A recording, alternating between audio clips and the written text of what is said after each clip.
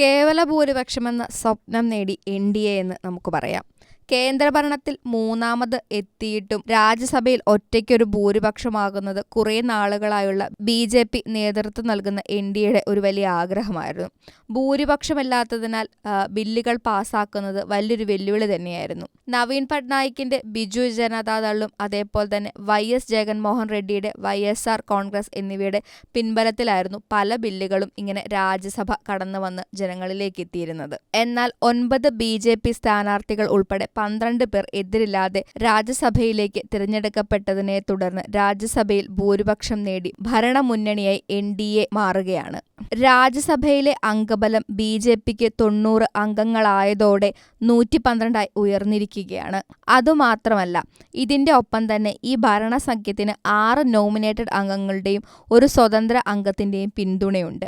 ഇതടക്കം 119 അംഗങ്ങളുടെ പിന്തുണയാണ് നിലവിൽ എൻ.ഡി.എക്കുള്ളത്. മുൻപ് ഭൂരിപക്ഷമില്ലാത്തതിനാൽ നവീൻ പട്നായിക്കിന്റെ ബിജു ജനതാദളിനെ വൈ.എസ്. ജഗൻമോഹൻ റെഡ്ഡിയുടെ വൈ.എസ്.ആർ. കോൺഗ്രസിന്റെയും പിൻബലത്തിലായിരുന്നല്ലോ പല വിവാദ ബില്ലുകളും പാസാക്കിയിരുന്നത്. എന്നാൽ ഈ കഴിഞ്ഞ നിയമസഭാ തിരഞ്ഞെടുപ്പിൽ ഈ 2 പാർട്ടികൾക്കും സംസ്ഥാനങ്ങളുടെ ഭരണങ്ങൾ നഷ്ടമായിരുന്നു. അതേ തുടർന്ന് ഒഡീഷയിൽ ബിജു ജനതാദളിന്റെ പാർട്ടി ബി.ജെ.പിക്ക് മുൻപിൽ ഒന്നുമല്ലാതായി തീരുകയായിരുന്നു. അതേ തുടർന്ന് ആന്ധ്രാപ്രദേശിലെ ബി.ജെ.പി. സഖ്യകക്ഷിയായിട്ടുള്ള ചന്ദ്രബാബു നായിഡുവിന്റെ തെലുങ്കുദേശം പാർട്ടിയോട് വൈ.എസ്.ആർ. കോൺഗ്രസ് തോറ്റു തുന്നം പാടിയിരുന്നു.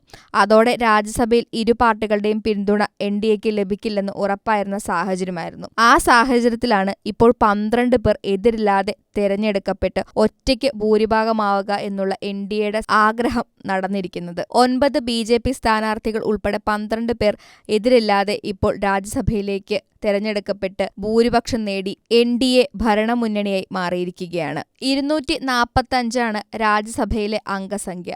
ജമ്മു കാശ്മീരിൽ നിന്ന് 4 അംഗങ്ങളും 4 നോമിനേറ്റഡ് അംഗങ്ങളും ഉൾപ്പെടെ 8 അംഗങ്ങളുടെ ഒഴിവ് രാജ്യസഭയിലുണ്ട്.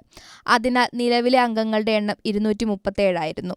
ബില്ലുകളടക്കം പാസ്സാക്കാനുള്ള കേവല ഭൂരിപക്ഷം 119.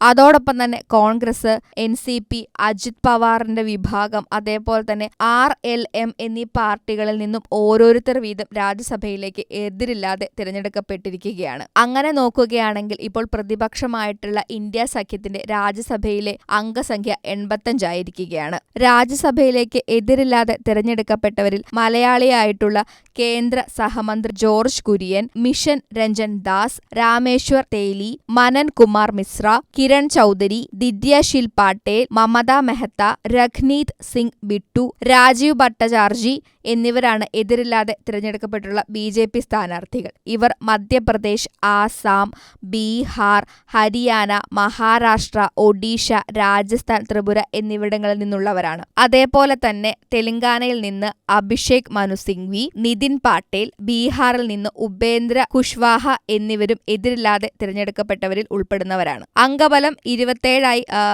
എത്തിയതോടെ പ്രതിപക്ഷ നേതൃസ്ഥാനം ഉറപ്പിക്കാൻ കോൺഗ്രസിനും സാധിച്ചിട്ടുണ്ട്. 25 എം.പിമാരാണ് പ്രതിപക്ഷ നേതൃസ്ഥാനത്തും ലഭിക്കാൻ വേണ്ടത്.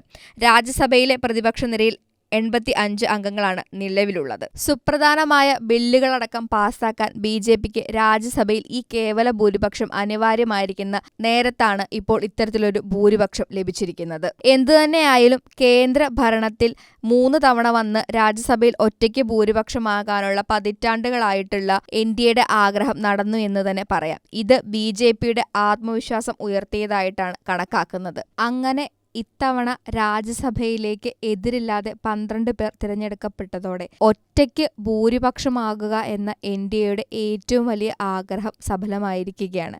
ഇത് തീർച്ചയായും ബി.ജെ.പിയുടെ ആത്മവിശ്വാസം ഉയർത്തിക്കൊണ്ടുവരുന്ന ഒരു കാര്യവുമാണ്.